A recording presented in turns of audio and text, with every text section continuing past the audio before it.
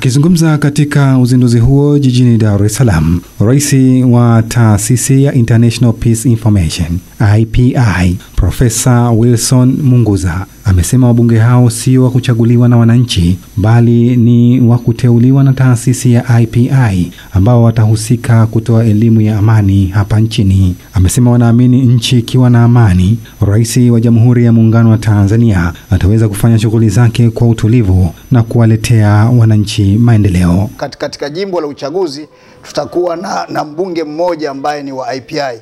Kwa hiyo kwa njia nyingine tunaweza tukasema kwamba wabunge hao wakifanya kazi vizuri kule kwenye majimbo watasaidia sana wale wabunge wa serikali waliochaguliwa, ambao wao watafanya kazi zao za kuleta uchumi katika jimbo lile, lakini wakwetu watafanya kazi za kutoa elimu ya utunzaji wa amani. Tukiamini kwamba mbunge akifanya kazi vizuri eneo lenye amani, uchumi wa jimbo hilo unaweza ukaimarika zaidi kwa sababu amani itakuwepo. Kwa lengo la taasisi ya International Peace Information ni kuhakikisha kwamba tunamsaidia Mheshimiwa Rais wa Jamhuri ya Muungano wa Tanzania katika kuhakikisha nchi inakuwa na amani. Na hawa wabunge watakuwa ni wabunge wa Tanzania nzima, katika majimbo yote ya Tanzania nzima ya uchaguzi. Lakini baada ya hapo tutakuwa na bunge pia la East Africa la International Peace Information. Lengo ni nini? Lengo ni kutaka kuifanya Afrika kuwa na amani, lakini Tanzania kuwa na amani. Hiyo ndio lengo la bunge linalozinduliwa leo, bunge la amani la International Peace Information. Watu wanaweza kujiuliza kwa nini mzindue sasa hilo bunge? Kwa maana kupata hao wajumbe wa bunge, kwa nini iwe sasa na isiwe mwaka jana, mwaka juzi? Taasisi yetu kama inavyofahamika ni taasisi inayofanya kazi siku zote, yani wakati wa uchaguzi au wakati ambao sio wa uchaguzi. Kwa hiyo kazi yetu ni kutoa elimu ya utunzaji wa amani.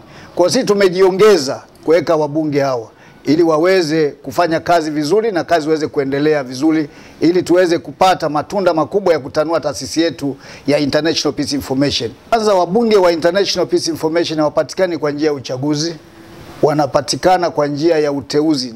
Na ili mtu akizi vigezo vya kuwa mbunge wa International Peace Information ni yule tu ambaye amejiunga na taasisi ya International Peace Information. Ndio tunapata wabunge hao kwa kuteuliwa.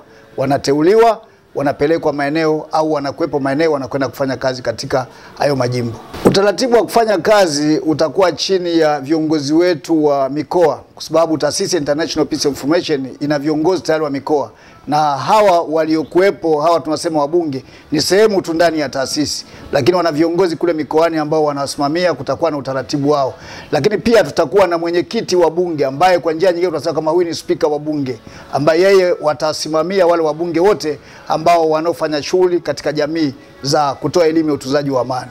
Utaratibu wa kukutana hao wabunge wa International Peace Information ni kwamba kwa kuwa tunaanza namna hii, watakuwa nakutana makao makuu Dar es Salaam, na eneo tayari limeshawekwa wazi la kuweza kukutana na hao watu. Kwa hiyo baada ya uteuzi huo, watu hao wataletwa mahali pamoja, watafanya uchaguzi wa kumchagua speaker ambaye atawasimamia katika hilo bunge la International Peace Information. Lakini pia ukomo wa huyu mbunge ambaye anategemea kuwa mbunge kwa sasa ni pale tu endapo ataonekana kwamba amefanya makosa au kuna utaratibu ambao utawekwa na speaker wa bunge pamoja na wale wabunge wote kwamba ukomo utakuwa namna gani. Kwa hiyo utaratibu utaandaliwa baada ya bunge kupatikana.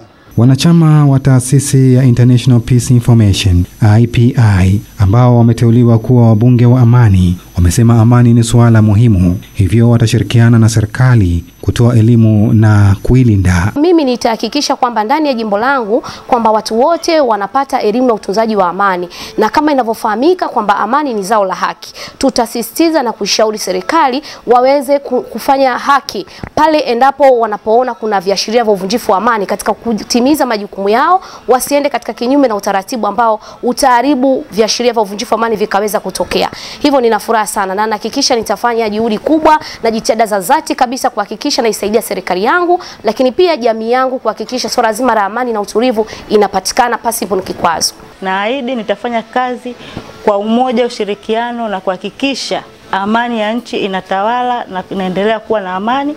Nitatoa taarifa zenye uhakiki na kuweza kushirikiana na viongozi ili kuwe na amani katika kipindi hichi tunachoelekea cha uchaguzi, amani tawale, maana amani ndio utovu wa ulimwengu. Katibu mkuu wa taasisi ya International Peace Information IPI, Dr. Judith Molel, amesema wameamua kumpongeza rais wa taasisi yao Profesa Wilson Munguza kutokana na mchango wake wa kulinda amani ndani na nje ya Tanzania. Pamoja na serikali kutambua kazi yako Mheshimiwa Dr. Samia Suluhu Hassan, Rais wa Jamhuri ya Muungano wa Tanzania, hakusita yeye mwenyewe kukuandikia barua ya pongezi ya kukushukuru kwa kazi nzuri ya kudumisha amani. Pia tumeshuhudia pale ulipoona tulipoona Rais wa Jamhuri ya Watu wa Uganda kupitia Mheshimiwa Rais Yoweri Kaguta Museveni